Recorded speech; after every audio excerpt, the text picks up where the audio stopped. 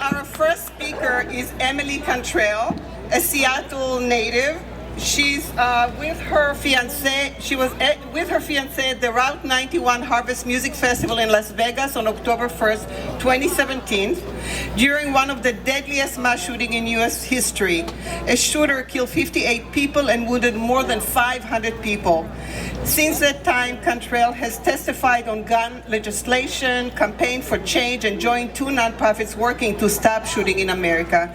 Please welcome Emily Cantrell.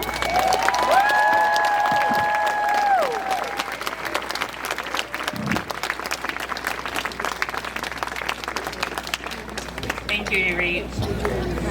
If you're a victim or know a victim of gun violence, raise your hand and keep it up.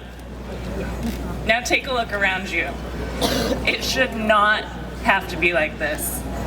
It should not have to be that we live in a society with more mass shootings out of any country on this earth, where the number of mass shootings outpace the number of days in the year. It should not have to be that more children are killed by guns than on-duty police or active duty military around the world.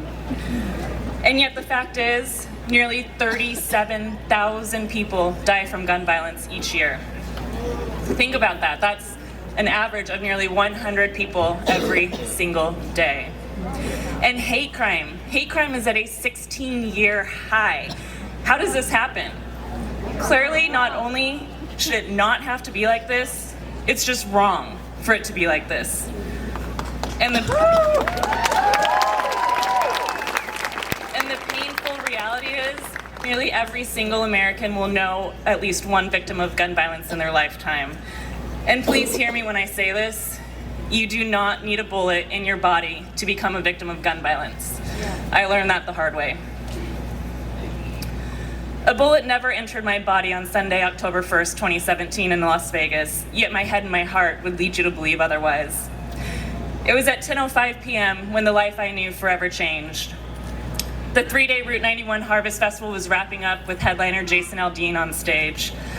This was our 3rd year attending the festival. My fiancé and I were dancing with 2 of our best friends, having the time of our lives, celebrating our recent engagement on what had become one of our favorite weekends of the year. We couldn't have been happier, and then we heard firecrackers. But the horrific noise began again, and as a woman next to us on our right dropped to the ground with blood covering her leg, the darkening reality sank in that bullets, not firecrackers, were spraying us. I froze in denial, and then I looked and Jason Aldean ran off stage. The music went silent and the screaming began. Little did we know that we were in the middle of what was going to become the country's deadliest mass shooting. Nothing can prepare you for this type of chaos. I've heard war veterans compare it to being on the battlefield with no way or weapon to fight back. We were sitting ducks, and when the bullets stopped raining down on us, we would run, and as soon as they started back up again, we would hide. This terrible pattern continued until we managed to crawl under a structure and hide. Bullets ricocheted off the metal above us. We didn't know if there were multiple shooters or where these bullets were coming from. In a matter of 11 minutes, a lone gunman used an arsenal of weapons, 12 of which were AR-15s with 100-round magazines to shoot more than 500 people, killing 58 of them. High-capacity magazines paired with the bump stock allowed this shooter to fire 90 shots in 10 seconds.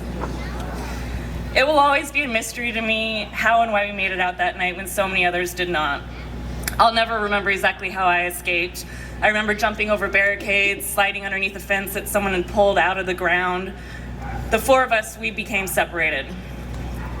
At one point, I felt a bullet whiz past my hair, and I thought I was shot in the hand, and that's when I stopped running and wanted to give up. I wish I knew who the stranger was in front of me who turned around and said, "This is life and death, and you need to run." He said that he would count to 3 with me, and we'd run together, and we did. We hid in a small shed. We later learned we were on the airport property.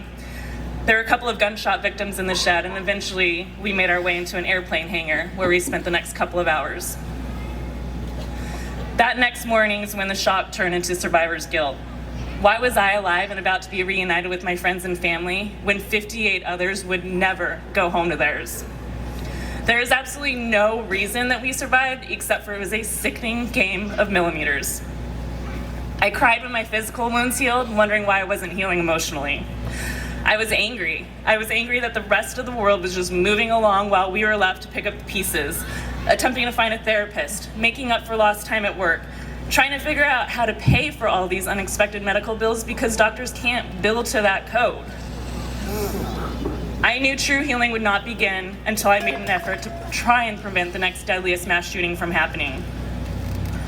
I researched gun violence prevention organizations, I wrote our legislators, and one day I received a phone call from Washington State Senator David Frocht. He listened to my entire story and asked me if I'd be willing to testify in our state capitol, and I said yes.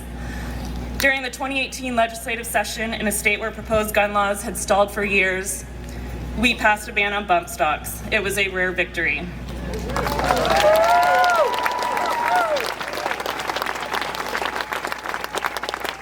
Joined the Foundation Board for the Alliance for Gun Responsibility, which was formed after the Sandy Hook tragedy. And since then, they have turned 22 gun violence prevention bills into law, 10 of those just last session.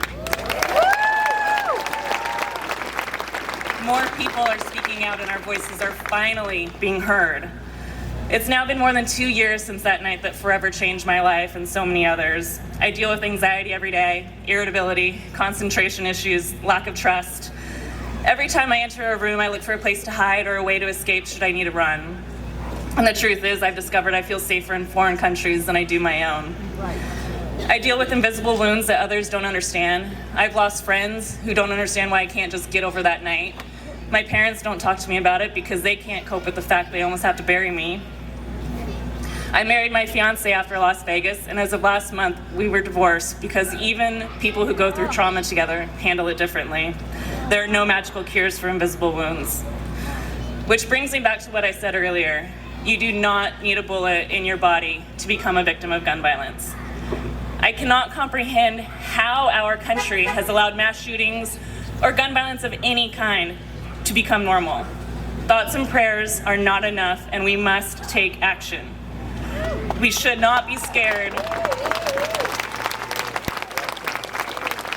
We should not be scared going to malls, movie theaters, concerts, yoga studios, our own workplace. And I should not have to stand up here today feeling like I could be the perfect target.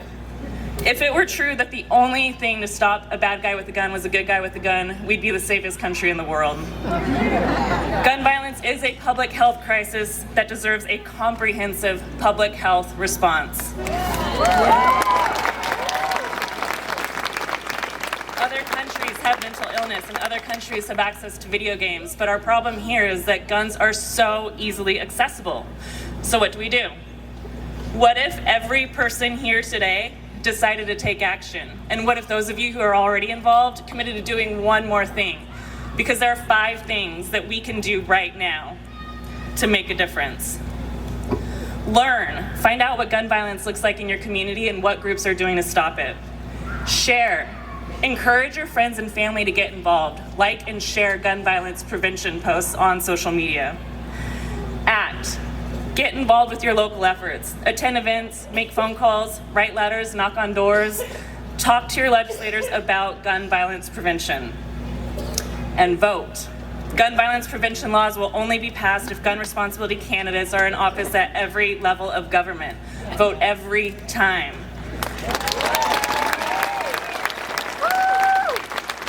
And donate.